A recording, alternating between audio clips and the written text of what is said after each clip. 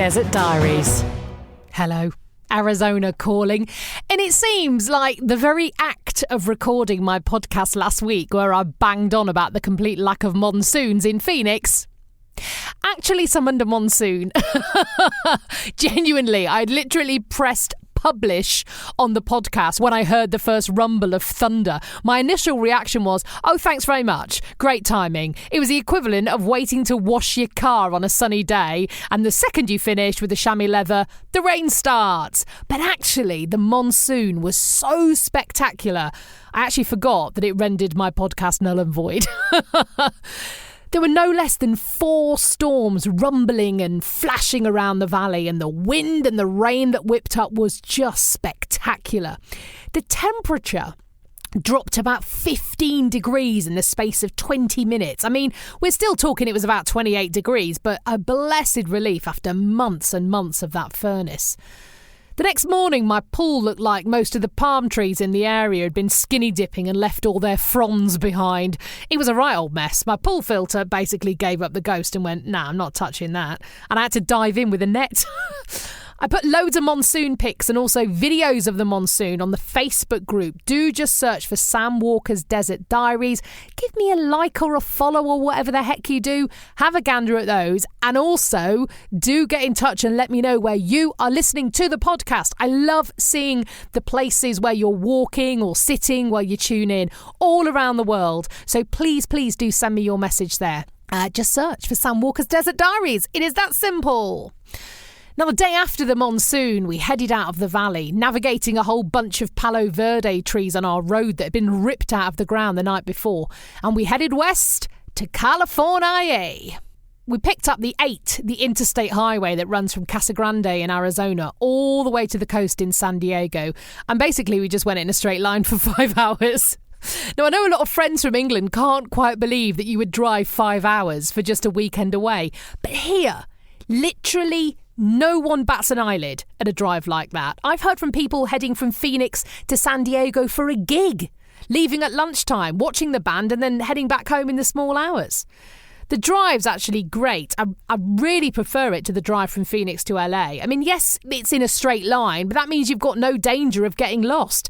Such a massively varied landscape again, from the dusty desert of the valley past sweeping plains and a really bizarre stretch of actual white sand dunes on either side of the road, and a whole section where the road snaked through a mountain range. Oh, it actually went really quickly.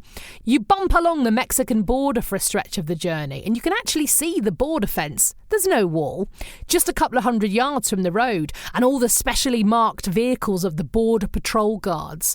Despite the fact you're not crossing the border, you do actually have to pass through a couple of quite scary looking checkpoints where border guards ask to see your ID. I was stopped when I went through with my dad actually in southern Arizona last year, but this time we brandished our Arizona driving licences through the window and they just waved us through. One of my favourite parts of any long drive in the States is the really remote and often really quirky towns that you head through. Gila City is just over an hour from Phoenix and literally in the middle of the desert. Now, the first thing I noticed were the massive metal dinosaur sculptures, about 20 of them, by the side of the road. Ooh, was there a find of some sort of dinosaur remains I Googled, which would explain the sculptures? No, is the short answer, so I really have no idea why they're there. We then passed the Space Age Lodge Motel and Restaurant, a striking building with a flying saucer right on the top. Was Gila Bend the place of a historical alien sighting or abduction? Again, no. I do love the things you can find in small remote towns in this country, and I definitely want to go back to Gila Bend to stay at that Space Age Lodge, to eat in the restaurant. What are they serving up? We then passed through Felicity, as the sign told us, population 2. It's not a joke.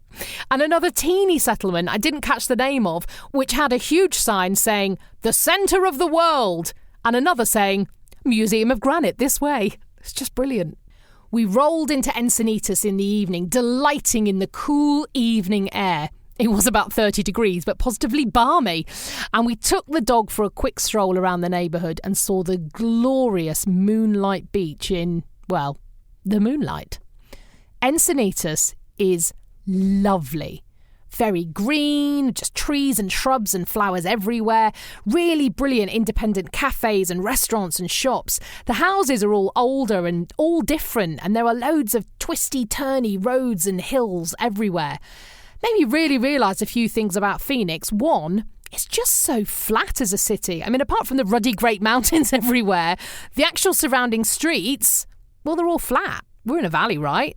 And secondly, as it's such a new city, the roads are all wide and straight and pretty much in a grid. And as for houses, again, there are historic districts downtown, a couple of them, in fact, that have got older houses in them.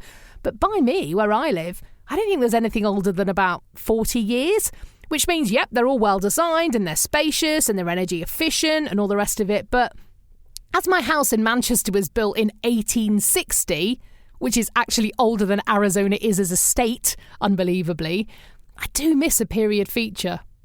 I really liked the quirky feel to Encinitas. Oh, I could live here, I said, as we walked past a house that was for sale. I looked it up. 3 beds, $3 million. It wasn't even on the beach. I shall enjoy visiting from Phoenix again, I thought to myself, and walked on. We spent 2 brilliant days on Cardiff State Beach, the nearest beach to us that allowed dogs.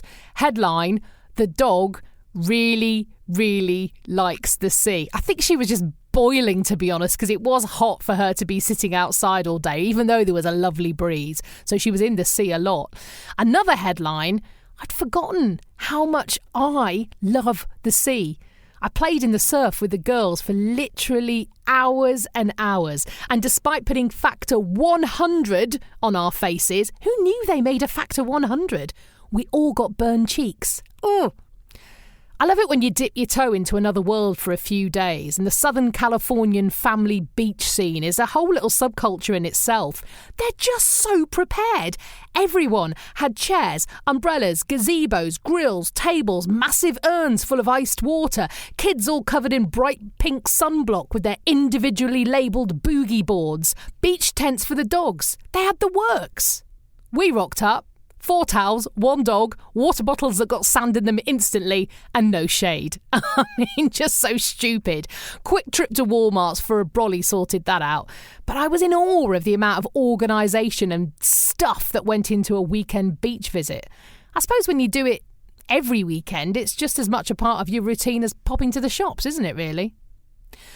Those couple of days away were just what we needed. Time as a family. No work or school encroaching on our routine. Takeaway hotel room picnics of Thai food and pizza on the beach. Oh, it was ace. I drove home in my swimming costume straight from the beach. Sand in every part of everything we'd taken with us. Burnt cheeks, but happy. As the sun set over the desert as we headed back to Phoenix, I felt a little spark of joy as we crossed the border from California and passed a huge sign saying, "Welcome to Arizona, the Grand Canyon State." And even after more than a year here, I had a moment of thinking, blimey, we actually did it. I'll see you in the desert.